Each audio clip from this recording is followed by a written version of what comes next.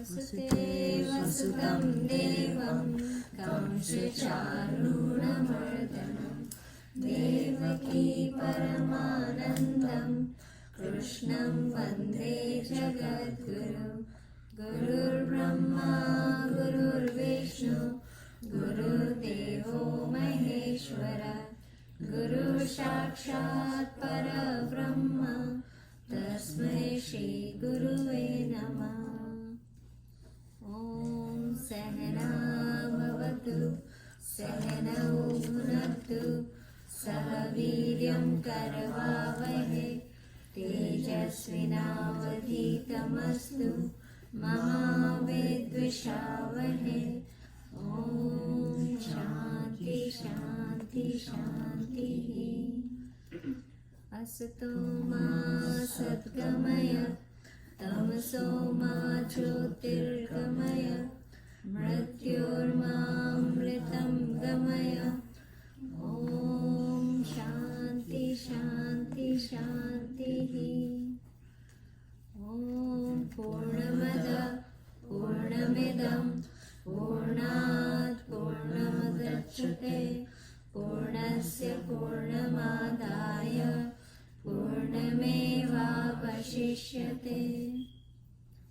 So we're going to continue to recite those 10 shlokas today again, and then we will move. So, ready? Karpanyadoshopahatha svabhava pruchami tvam dharma samudacheta yacheyashanishchitam bruyatan me शिष्यस्ते हम सालिमां तां प्रपन्ने। Oh wait, can you write the thing on the board for the people out there? Okay. Well, Who's gonna tell me the shlok numbers, guys? You forgot 7. Oh wait, but we just did. So we just did already 7. 11. Sorry. 7, 11, 16, 20. 20, 22. 22, 23. 23, 31, 38. 38, 47. 47, and 48. Okay. Let's go one more time, guys, okay? So you can follow it? We did 7. Oh, ठीक है हो गया. What? Okay. Sorry guys, we will start one more time, okay? Okay, we will start with 7. You got that? Karpanyadoshopahatha svabhava pruchami tvam dharma samudacheta yacheyashanishchitam bruyatan me शिष्यास्ते हम शादिमां तां प्रपन्ने। श्री भगवान् उवाच अशोच्यन्वशोचस्त्वं प्रज्ञावादांश्च भाससे गतासु न गतासुंश्च नानुशोचन्ति पण्डित नाशतो विद्यते भावो न भावो विद्यते सत उभयोरपि दृष्टोऽन्तस्तन्यतत्त्वनदर्शिभिः न जायते म्रियते वा कदाचिन् नायं दुःत्वा भविता न भूय अजो नित्यं शाश्वतोऽयं पुराणो न हन्यते हन्यमाने शरीरे वासांसि जीर्णानि यथा विहाय नवानि गृह्णाति नरोपराणि तथा शरीराणि विहाय जीर्णान्यानि संयाति नवानि देहि नैनं छिन्दन्ति शस्त्राणि नैनं दहति पावक न चैनं क्लेदयन्त्यापो शोषयति मारुता स्वधर्ममपि चावेक्ष्य न विकम्पतिमर्हसि धर्मादियुद्धत्रयोऽन्यत् क्षत्रियस्य न विद्यते सुखदुःखे समे कृत्वा लाभालाभो जयाजयो ततो युद्धाय युज्यस्व नैनं पापमवाप्स्यसि कर्मण्येवाधिकारस्ते मा फलेषु कदाचन मा कर्मफलहेतुर्भुर्मा ते सङ्गोऽस्त्वकर्मणि योगस्थः कुरु कर्माणि सङ्गं धनञ्जय सिद्ध्यो समो भूत्वा समत्वं योग उच्यते. Good job, guys. If we will keep reading it, I'm sure you guys will get it. So today you see a little bit different setting than before. So I want to talk about this. So I will put the board down for a little while so you can have you can see the picture and everything. Okay. How many of you heard about Guru Purnima? Anybody heard about Guru Purnima? It was Saturday. Friday, Saturday, lapping around because it was Friday in India, going to Saturday. Have you heard about Guru Purnima? Yeah. So, who have not heard about Guru Purnima? Guru Purnima is a festival that we celebrate through Indian calendar. So, what it is the festival? It is celebrated always on the full moon day when it is full moon, and as you see, named Guru and Purnima. Right? So it has two names, Guru Purnima. Anybody knows what Guru means? God? Very close. Master. Teacher. You're right. What did you say? Teacher. Teacher. You got it. So teacher, yeah. So Guru is teacher. So what happens is this is celebrated to give appreciation to the teacher. This day is celebrated as, you give appreciation to your teacher. Now, why only this day, right? So there is a specification on this day too. What happened is, have you heard the name Ved Vyas? Yes. We all heard the name Ved Vyas, right? Why? Because we are reading his book right now, right? He wrote Mahabharata, he wrote all the Vedas. He was born on this day.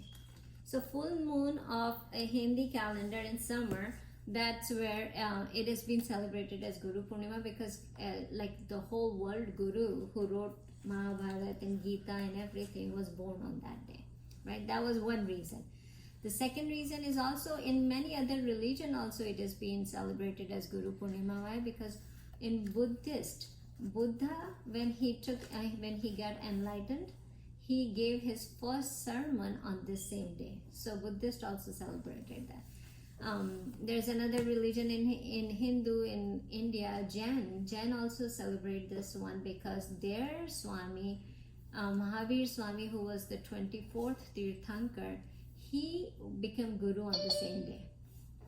So that was he also became Guru on the same day. Then Lord Shiv became Adi Guru on the same day to give the knowledge to Saptarishu. So there are a lot of stories behind it, right? So but the basic knowledge about this is that Guru Purnima is celebrated to appreciate the knowledge giver who gave you knowledge or life learning that somebody provided you.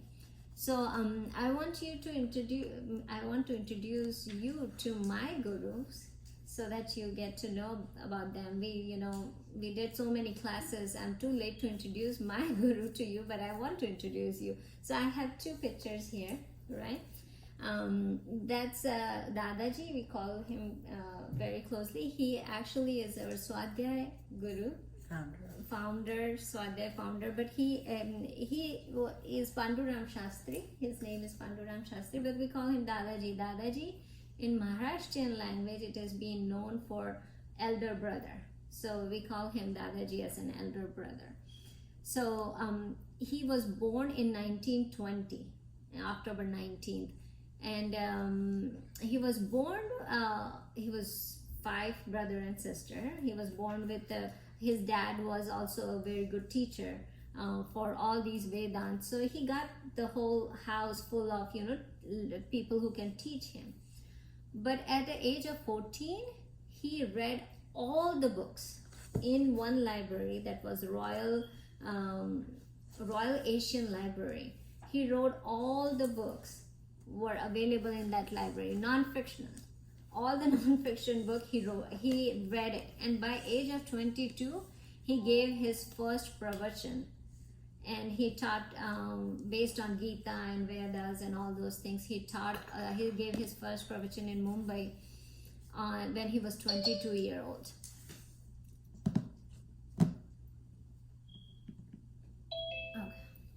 So then he, in 1954, when he was about 34 years old, he went to Japan in World Second Philosopher Meet that he went there. And he talked about Gita and he talked about Vedas in front of the whole entire world. All philosophers were there.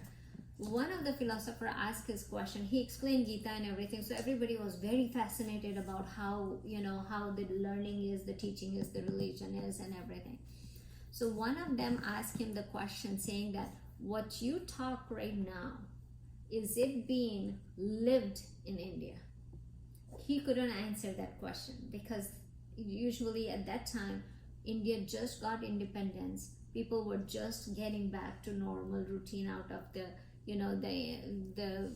they were, 200 years, they did not have freedom. So they just got out. So Dadaji got stuck there and thought, what he's asking, it's true. It's in books, but it's not in reality. Nobody is living the life as Gita taught, or is Gita is explaining this thing. So when Dadaji came back, he came with this pledge that he will make in India, he will make the Gita live, like people living in Gita.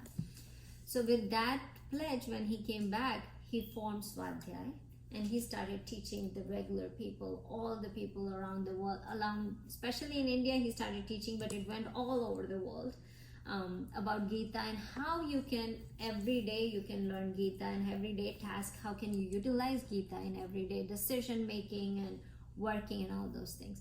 So he did that.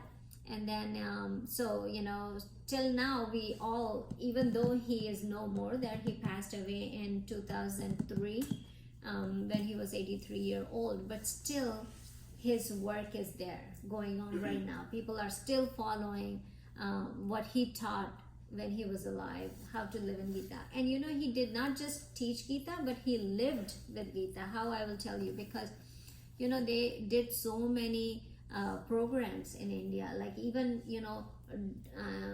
adopting villages and making everybody work, and it was a divine work, the selfless work. That's what he talk about. He talk about selfless work. He talk about Manushya Gaurav means you improve yourself first before improving anybody else. So you develop yourself. So he focused on a lot of your own development.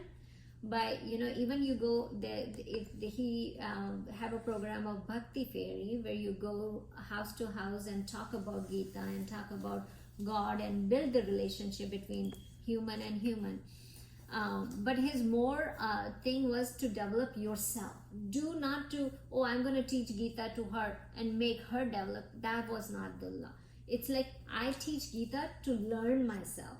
Like I will get better because I'm going to read it to teach them. So that was his philosophy, and that's my guru, which I feel like I have learned a lot from him. He did so many good things around the world, and there are so many people who follow him, right? So that's one guru. And then I want to talk about guru here too. That's Sarvapriyanand, Swami Sarvapriyanand, who is follower of Ramakrishna Mission and Vivekanand Swami. In Dadaji's work and in Swami Sarvapriyanand's work, both work is very influenced by Vivekanand Swami. And you do see me talking about Lord Ramakrishna Paramahansa and Vivekanand. It's just because, they both did work on under Vivekananda Swami and Ramakrishna Paramhans. So he is right now Swami in New York, Vedanta Society, and he gives a lot of lectures still right now. He was born in India and he grew up in a family who was already very much devoted to Ramakrishna Paramhans. So he got that knowledge from initial end. And then he did MBA from Xavier's College there. And after that, he became monk and followed Ramakrishna Paramhans. And he actually talked about non-dualism that I introduce you to non-dualism, where it says all is Brahman, there is no other entity, everything is Brahman, right? So that's what he talked about. And in Fortune India, there was an article on him, and it mentioned that in this whole entire world right now, the best teacher, the best lecturer, if there is somebody, that's him on Vedant. If you want to learn the Vedant, there is no other teacher that could be as good as he is. So he teaches, he has a thorough knowledge of everything. You can talk to him about human body surgery, to space, to Ved, to Mahabharata, to Ramayana, to everything. He's so knowledgeable. I think, they both, I feel like they have a miracle in their brain, because they remember so much, and anything you ask them, they have answer to it. So these are my Guruji, and I pray them, and this with the Guru Purnima thing, I wanted to worship them with you guys and introduce them to you guys, because they are amazing Guru that I had. So in olden days there was a saying, not saying, but Kabir was a poet. He wrote a poet, and he was influenced by a lot of Hindu, the worship and bhakti. And he said that when Guru Govind Dou Khade, he said that he put 4 lines of a poem, and he said Guru Govind Dou Khade. Guru means teacher, Govind means God. Dou Khade, if both are them standing in front of you. Guru Govind Dou Khade, Kahe Lagu Pao. Whom I do go and touch the feet first. I'm confused, because one side there is a Guru who taught me everything, and one side there is a God. So whom should I go and worship first? That was the question. And he answered that, saying that Balihari Guru Apni. Balihari means I bow to you, Guru. Balihari Guru Apni, Govind Jo Dikhai. You are the Guru who showed me the God. That's why I can see the God. So who I worship first? The Guru, right? So when you see that there is Govind and there are Gurus next to them, so whenever I worship, I'm going to worship Guru first, because they are the one who showed me the way to God, right? So that's how, it's always like in India, Guru is more put up than even God, because that's the one who showed us the way and how to live, right? So that's, and the really classic thing about Guru, the word Guru has two, the meaning of Guru is in it. If you look at it, Guru, I will just write. So Gu is, it's a Sanskrit word, so that means ignorance.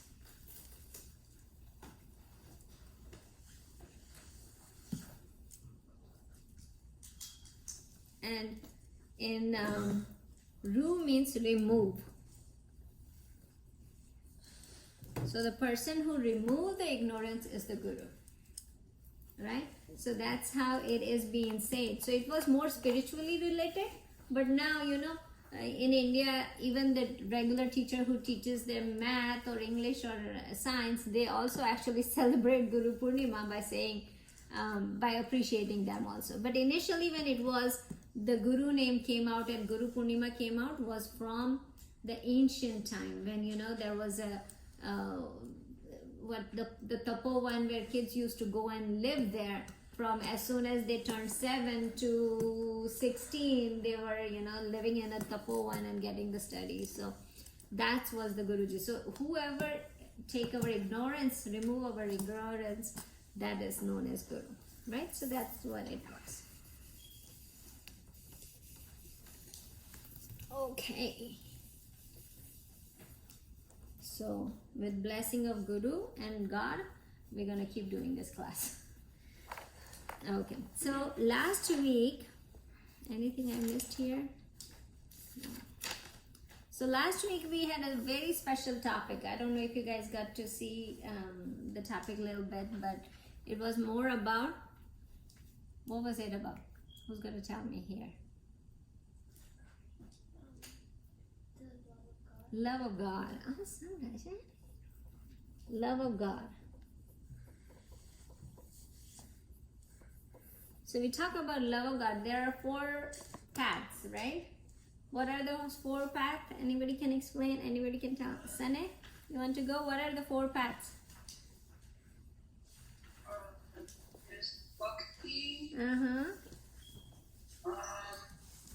Gyan, Uh-huh. Karma Yoga, Uh-huh.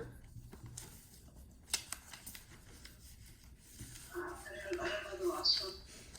Anybody else? Yes. Dhyan. Dhyan, meditation. Okay, so we talk about these 4. These 4, we take it separately and then we say the foundation has to be bhakti. Right? That's what we learned last time. Everything needs bhakti in it. Everything needs faith and bhakti in it to go. So we talk about like how can we get bhakti? How can we get bhakti is like love of God. How can we get love of God? Any one of the practices, I shared couple practices last week. Anybody can tell how can we get love of God? Yes? To get the love of God, you love God, and you said that He'll love you back twice. But how can I love God? You remember? You can do. Like if I don't God's have a love of God, I said, I don't know how to love God. Yes. You can say God's name 5 times. That was the practice. That's how you can do it. But how to make that feeling? I was saying that nobody can be hungry. You can eat the food, but nobody can be hungry, right? Yeah. Add Him to. You have to Remember Him how?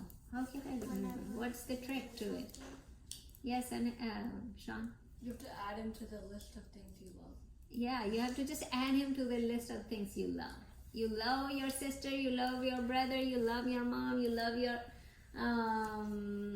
dad, and then you love God too, right? So just add him to the list of your love things, like whatever you love. I love my iPad, or I love my school, I love my friend. There are so many things that we love.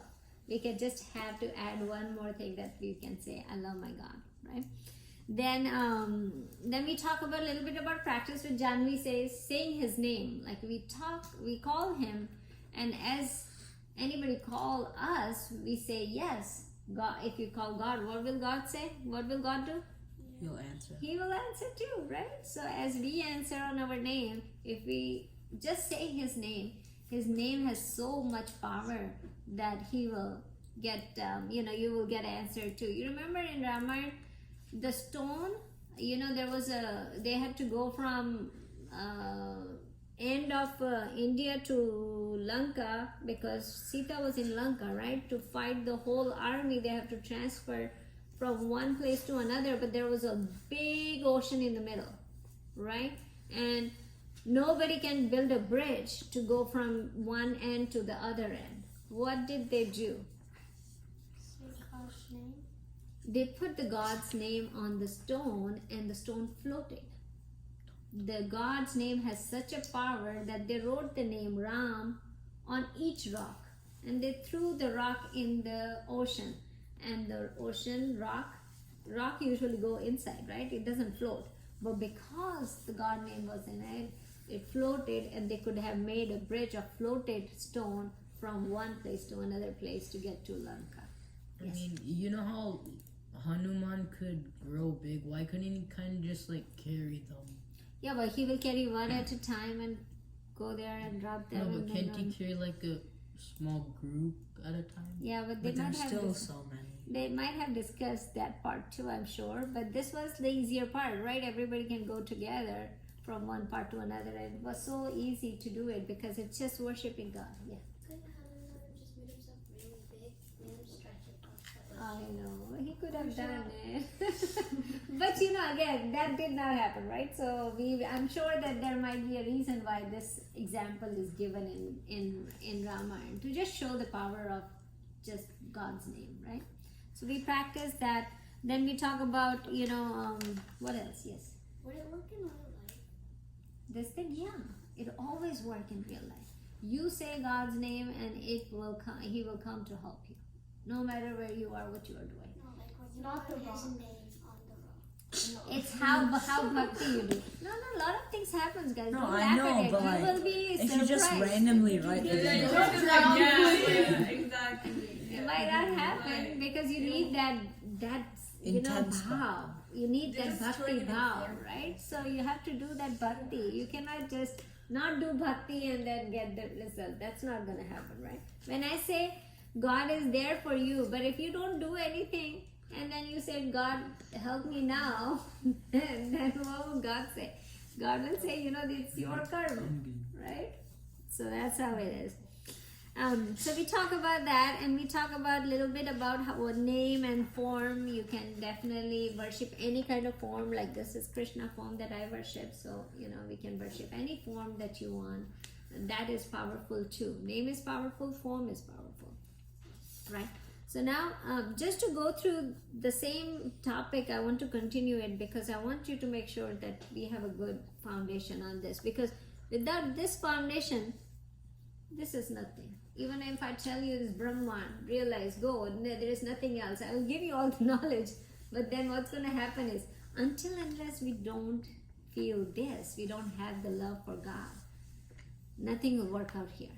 Even if you have knowledge, you will never realize it. The knowledge will be there in the brain. But everyday realization, there will be no change in you and no change in your life. So this has to be there. The bhakti has to be there. Right, so we need to talk about this a little bit more. So we talk about higher practice. Now, bhakti, when we talk about bhakti,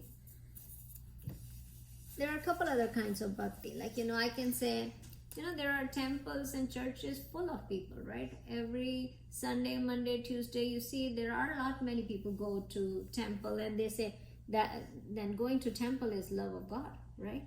That is bhakti. Now, bhakti could be, as we discussed, could be that I am suffering. I'm in so much pain. God, come and help me, right? That is the kind of bhakti too, right? When somebody gets into the problem, they will say, okay, God, please help me. Please help me. I will give you. I will put $100 every Friday. I will come to the temple. I will put $100 here every day. Take me out of this suffering. That is one kind of bhakti too, because now I'm suffering, I want to come out of the suffering. So one bhakti is coming out of the suffering. Another kind of bhakti is, my life is really good, right? It's going good. I'm passing with good grades. I have good friends. I'm doing well in school. But you know what? I want to get better. This is not enough for me. I want to get to that Ivy college. God help me, please, to get me to Ivy college, right? Please, God help me. That's another kind of bhakti where it says like, okay, I have everything. I'm not suffering. There is no suffering in my life, but I want to make my life a little bit better, right? So that's second kind of bhakti. Then there is a third kind of bhakti, which is selfless bhakti. I don't want anything else. I don't need anything from you. I just love you. I'm here just because I love you. That's the highest kind of bhakti, right? Now, is this bhakti wrong? The first bhakti wrong? No. Is the second bhakti wrong? Is the third bhakti wrong? None of them are wrong. None of them are wrong. They all are good, right? It's going from lower to higher, right? It's gonna come. Even if you are at this stage where you are suffering and you are asking God to help, that bhakti is also useful. It's gonna take you to the second level. It's gonna take you to the third level. So that bhakti is also good. In Krishna Bhagavan in Gita, when we will study more Gita, then you will see that he said that he is with everybody. Even if with this bhakti he is there, who is crying with suffering and asking to help, he will help. He is there with this bhakti too, and he is there with this bhakti too. He doesn't discriminate with these ones, right? So bhakti can be all three kind, right? You can go here, you can go here, you can go here. But today we're going to talk about the highest one, the highest bhakti, right? With this, no selfish desire is there. I just want to come to you, God, because I love you. That's it. So that's the love of God bhakti, right? So we will talk about that a little bit. Now, how can I get to that? Right? How can I go from being a good bhakt who occasionally remember God because he is suffering and now he remembers the God, to God, I want it better, give me something better, to the place where I don't want to do anything, I just come because I love you, right? And how can we go to that part? And it's hard. You might not realize this right now. Don't worry, whatever kind of bhakti you are doing, I would say that I am very happy that you're doing certain kind of bhakti, because I'm confident you're gonna move to the highest level one day. Not right now, but one day. But why I'm teaching you highest level? Because when you will go to that level, you will see that, you will remember that, oh, okay, this was taught, now I'm at this level, right?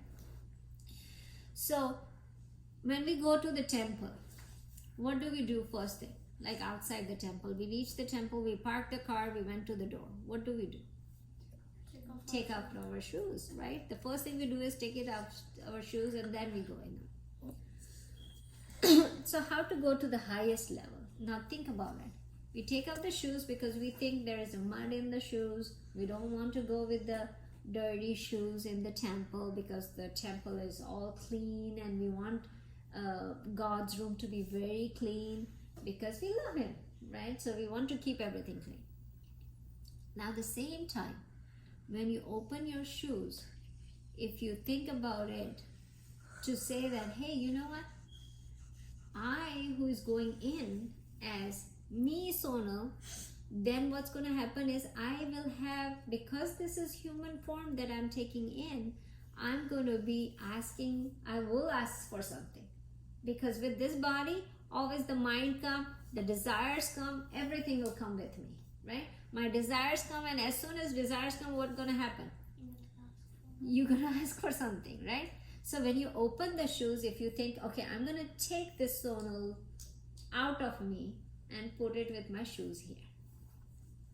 So what's going to happen is my desires, everything going to go out. I'm going inside just as a normal, no name with me, nothing. I'm going in there just because I love God and I just want to see him, right? So then in this case, what's going to happen is there will be no desire, right? Because Sonal is not coming with me. I'm going as a Brahman to just see the God's, Murti, to darshan, to get darshan from God, right? So then I'm going inside without any package with me. I'm not an 8th grader. I'm not the 9th grader who got A grade, but I want A+. I'm not taking that inside, right? What I'm taking inside is I have no desire of any worldly desire or anything. I just want to come and see you. That's going to be the highest level of bhakti. So when you go to the temple, right, when you open your shoes, think about it that you are leaving your worldly form with the shoes there. And then you are going inside to just see God because you love God and you don't want anything from them. That's the highest level. That's where the practice comes of highest level, right? Then another way, think about it, we get prasad from Bhagwan, right? Yes. Can I go to the bathroom? Yes, please. So now we go to the temple, and what we get? Prasad, right? And what is prasad? Food that they It's already given to God. we think that God ate the food, and then we are getting the remaining divine food coming to us, right? And then we are taking it as that. God didn't finish his food. God just ate a little out of it, and then we are having the prasad that God touched or God ate, or it became a divine food, right? It became divine. What happened if a little drop fall on the floor? We think bad about it, right? We take it out and we eat it because it's prasad. We cannot let the prasad fall on, or somebody step on it, and this thing should never happen, right? So that's the prasad. So now, what in everyday life, when anything is given to us, right? If we take it as God's prasad, right? That's another way you can practice the highest level of bhakti. Right? Now, what does that mean? Anybody can throw any one. Everything that comes in your life, take it as God's prasad or God's grace. What does that mean? Don't waste any of it. Yeah, but what things? What thing?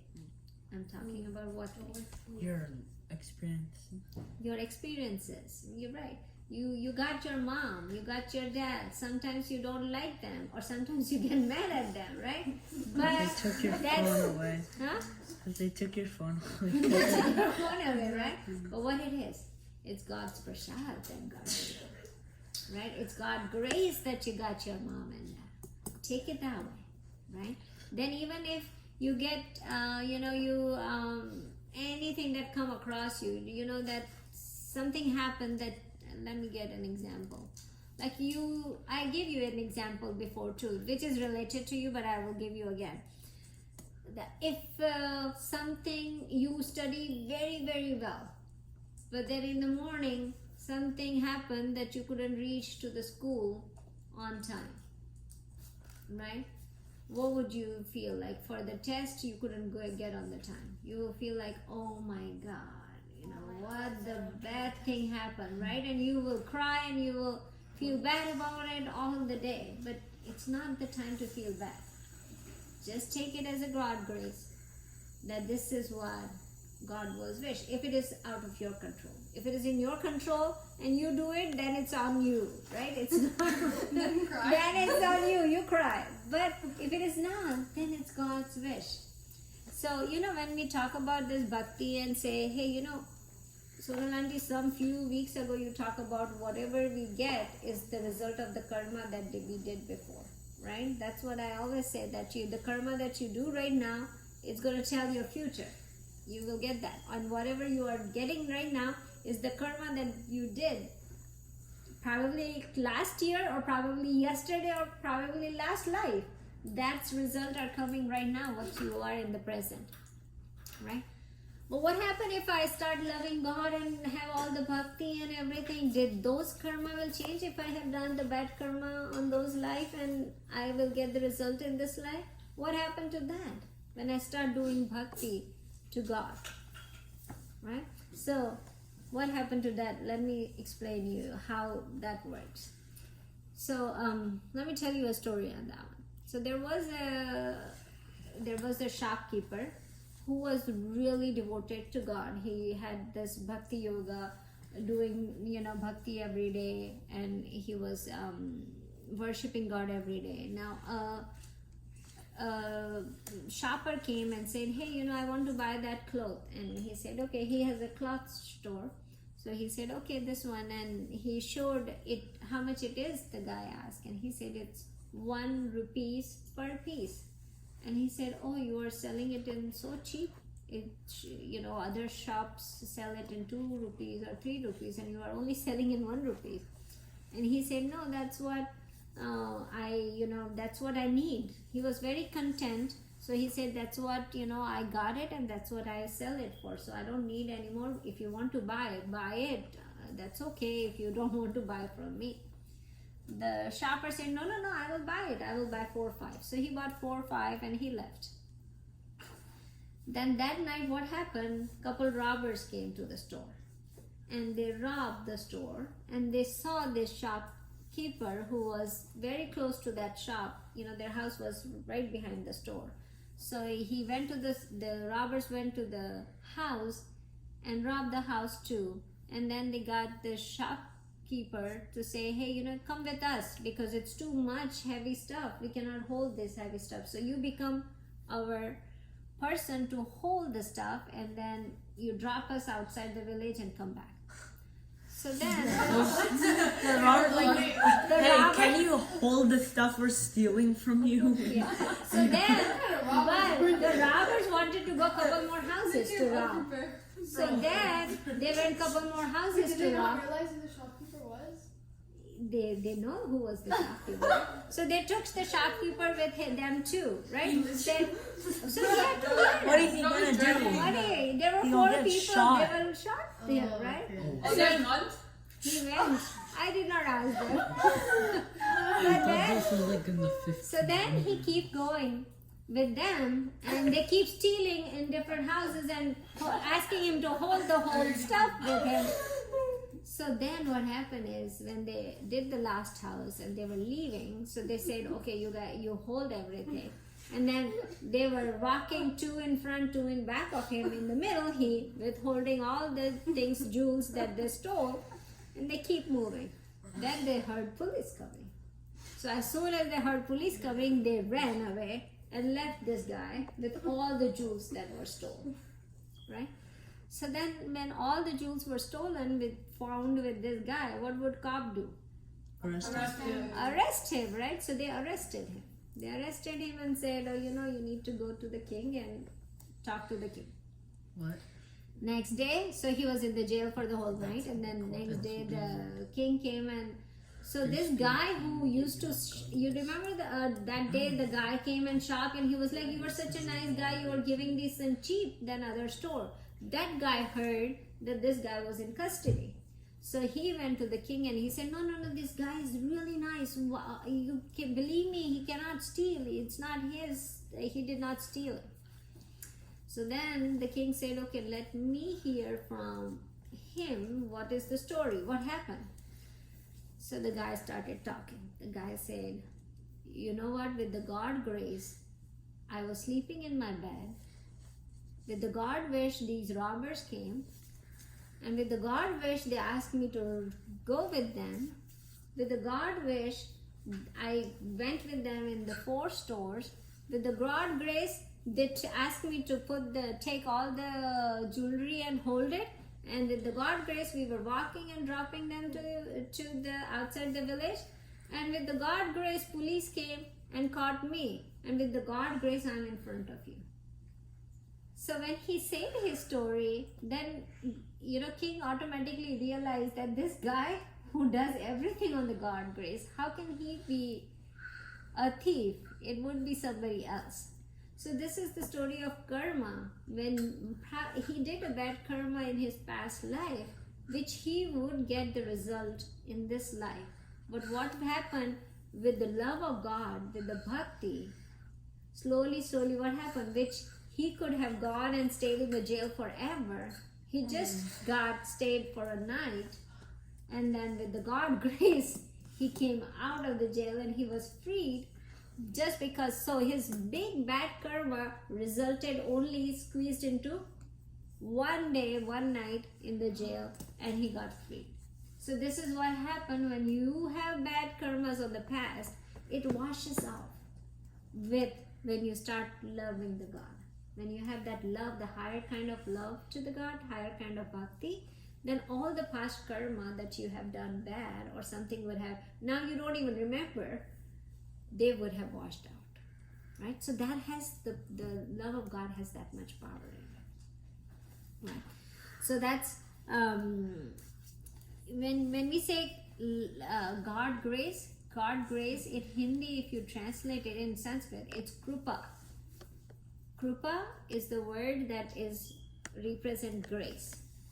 So if you divide Krupa, Kru is to do something and Pa is to get something. So God Krupa is always when you do something, you get something. If you don't do this bhakti part, you will not get the results. Right? So remember that. It's not that you don't do anything and God keeps showering His blessing on you. There will be a time when it stops, because then your karma will kick in and all the bad karma will kick in, and then you will not get the blessing of God. So there is what you need to think about it. In chapter 9, Krishna Bhagavan clearly says that the person who surrenders to me, I will take care of him. Don't worry, I personally be with him, I will take care of him. So you don't have to worry about it. Whoever surrenders to me, I will take care of him. I will take care of his needs, not his greeds. Remember that. Not the greeds. If you have greeds, God will not take care of it. But the needs, He will take care of it. So one time what happened is, when Vivekananda Swami was growing, and he was teenager, and he was in with Ramakrishna Paramhans. At that time, his father passed away, and he had a big family. He had a lot of brothers and sisters. So they did not have anybody who was earning. So they were deprived of money, food, and everything. So he came running to his guru, who was Ramakrishna Paramhans, and Vivekananda Swami said, Guru, you have connection with Mataji, Kalima. So they used to worship Kalima, right? And Ramakrishna Paramhans was a priest in the temple of Kalima. So Vivekananda Swami came running and said, you know what? I know you talk to the Divine Mother. You talk to them, you have a very good connection with her. Can you go and pray to her and say, give me some money so that my family can survive, right? So Vivekananda Swami said that. So Ramakrishna Paramhans says, oh no, I don't do these things. Why don't you go and talk to Divine Mother and say, give me some money so that my family can be stabilized. So then what happened is, Vivekananda Swami says, okay, let me try, we don't have food to eat or nothing, so let me try. And so he went to Kali Mother and went there and just went to the darshan. As soon as he went there, after a little while, he came back. And Ramakrishna Paramhans said, okay, did you go ask? And Vivekananda Swami said, oh no, I couldn't ask, because as soon as I went in front of him, I saw her, and the only thing I could ask is, give me more bhakti, give me more pleasure of seeing you, give me more pleasure of the knowledge that you have. So Ramakrishna Paramhans says, oh my God, what? You need some money. Why are you asking for bhakti? Go back, little boy, go back and ask for money. So then Vivekananda Swami went again to ask for some money with Devi. And then he came back and he did not ask again.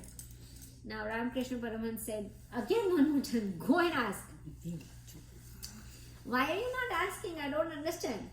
So Vivekananda Swami came third time and said, you know what?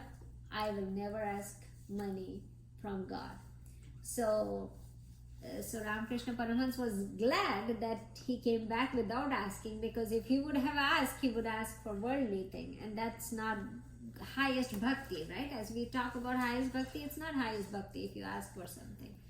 So then Ramakrishna Paramhans says, you know what? You go home. She will take care of all your needs. Don't worry about it, because you surrender to God. So she will take care of you. She will take care of all your needs, not the greeds. They will not have a lavish house and all the fancy food to eat. They will have food to eat. They will have good house to live. They will have clothes to wear.